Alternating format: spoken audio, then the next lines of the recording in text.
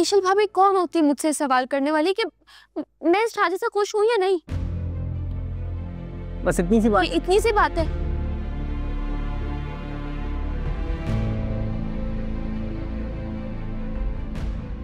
अच्छा मुझे बता दो, खुश हो इस शादी से?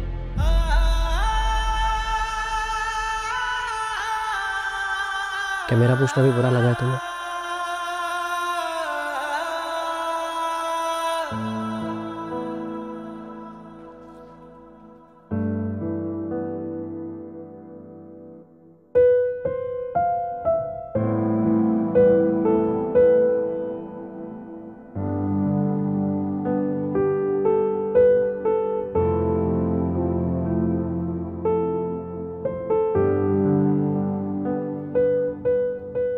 माना शादी की रात मेरी गलती थी, मगर उसकी इतनी बड़ी सजा दे दी तुमने।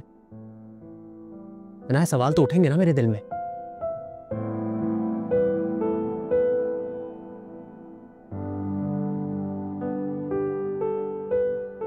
क्या मतलब समझो मैं इस खामोशी का? क्या पूछना चाह रहे हो? पूछ लो ना। यही कि क्या बुरा लगता है तुम्हें मुझमें? मेरा बात करना, मेरा मजाक करना, मेरी पर्सनैलिटी, या फिर मैं खुद? कुछ बुरा नहीं लगता। किस तरह का सवाल कर रहे हो तुम मुझसे? तुम्हारे रवैये की वजह से इनाया। मैं ठीक हूँ और मैं बहुत खुश हूँ। अच्छा खुश हो तुम, तो फिर खाओ कसम चाचू की। क्या हो गया रूहान? इनाया शक तुमने डाला है ना दिल में, तो फिर अब दूर भी तुम ही करोगी। इस तरह जवाब दिए बगैर नहीं जा सकती तुम। हाँ, नहीं करनी थी मुझे तुमसे शादी। सुन लिया?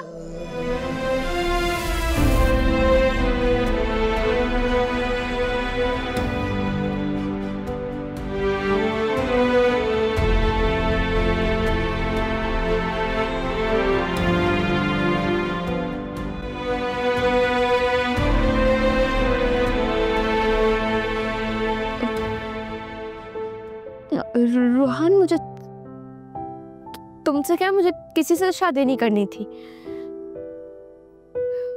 मुझे पढ़ना था, मुझे करियर बनाना था, मुझे बहुत अच्छी जगह जॉब करनी थी।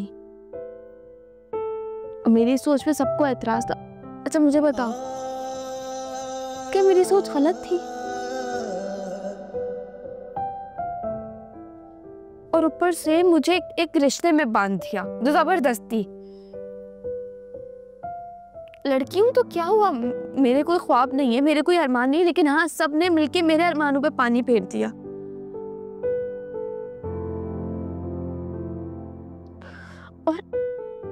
और मुझे एक चीज बताओ, एक दूसरे को समझने के लिए, एक दूसरे से मोहब्बत करने के लिए टाइम चाहिए होता है। एकदम मुझे घर वालों ने एक रिश्ते में बांध दिया। और शादी का मतलब ये नहीं होता रोहान कि आप किसी पे जबरदस्ती डालो। मतलब ये कि तुम्हें ऐसे करना है, तुम्हें वैसे नहीं करना है, शोहर से ऊंची आवाज में बात नहीं करनी, शोहर का ख्याल रखना। लेकिन लड़की का क्या, उसका कौन ख्याल रखेगा? उसके जज्बातों का क्या? गम है या खुशी है तू, मेरी जिंदगी है तू। रोहान,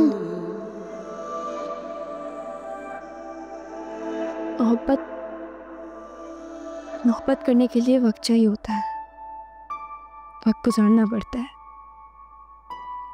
सामने वाले को समझने के लिए भी टाइम चाहिए होता है।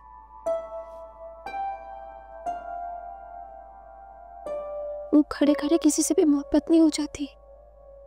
तो कौन कह रहा है तुमसे कि तुम खड़े खड़े मोहब्बत करो? कोई तुमसे जबरदस्ती नहीं कर रहा है नाया। और अगर इस रिश्ते को समझने के लिए तुम्हें वक्त चाहिए था तो तुम मांग लेती मुझसे। रही बात एडमिशन की, तो मैं करवाऊंगा तुम्हारा एडमिशन, ये वादा है मेरा तुमसे।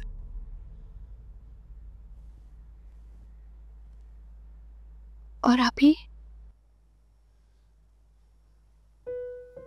मुझे सिर्फ तुम्हारी खुशी अजीज है नाया, बाकी सबको मैं हैंडल कर लूंगा। और अब जब हमारी दोस्ती हो ही गई है तो इनाया हम एक दूसरे से कोई बात नहीं छुपाएंगे। प्रॉमिस?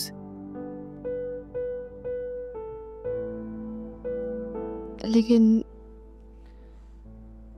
तुम आयजा, आप इस अकेले कोई बात नहीं करोगे? जो बात होगी मेरे सामने करना रहा।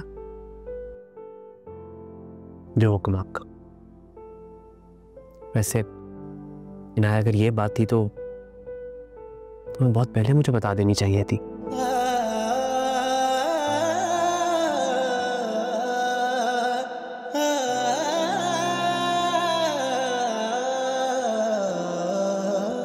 मेरी जिंदगी है तू,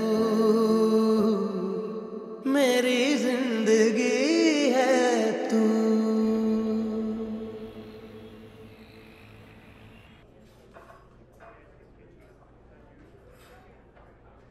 मतलब इनाया को मेहंदी से एलर्जी है? कोई प्रॉब्लम? क्यों पूछ रही हो ये?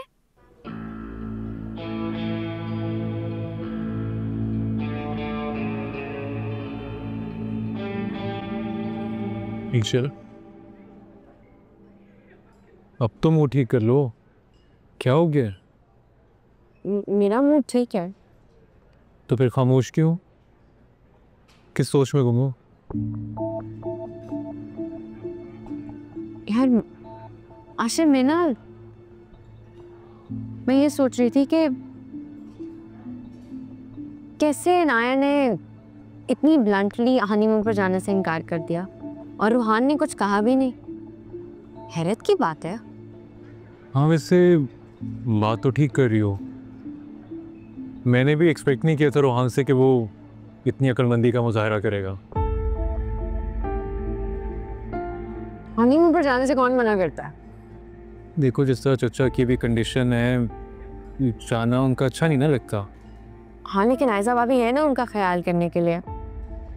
और माना कि उनके पास जिंदगी में 1000 मौके आएंगे ऐसे, लेकिन ये वक्त तो दोबारा नहीं आएगा ना। हाँ, लेकिन फिर भी बाप को इस हालत में छोड़कर जाना, खुदा ना खास्ता पीछे से कुछ हो जाए तो सारी जिंदगी इंसान रिग्रेट करता रहता है। शायद इसलिए इतना डरी हुई है इनाया। हाँ, हो सकता है। वैसे मुझे अच्छा लगा उन दोनों की आपस में अंडरस्टैंडिंग को देखकर। तुम कहती थी ना कि इनाया रोहान के साथ खुश नहीं है, but I think they are happy together.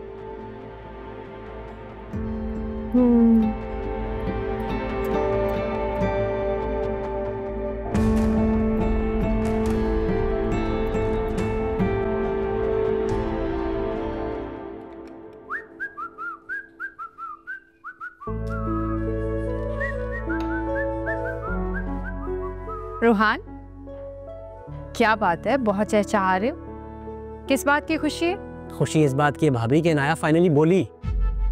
सबने दिल की बात मुझसे कही भाभी। क्या क्या कहा है इनाया ने? अब कुछ खास नहीं भाभी, बस ऐसी। अच्छा, तो अब तुम भाभी से भी राज रखोगे? अरे नहीं भाभी, कैसी बातें कर रही हैं आप? वो दरअसल उसने हनीमून पर जाने से इनकार किया था ना, तो उससे लगा कि शायद मुझे बुरा लग गया होगा। मना रही थी मुझे। इनाया मना रही थी तुम्हें? जी जी भाभी, कसम से। उसे लगा शायद मुझे बुरा लग गया होगा। अच्छा, मुझे तो यकीन नहीं आ रहा। मुझे भी नहीं आ रहा था, लेकिन भाभी सच तो ये है कि शायद मैंने उसे समझने में गलती कर दी। मैं उसके लिए पानी लेने आया था, लेके जाता हूँ।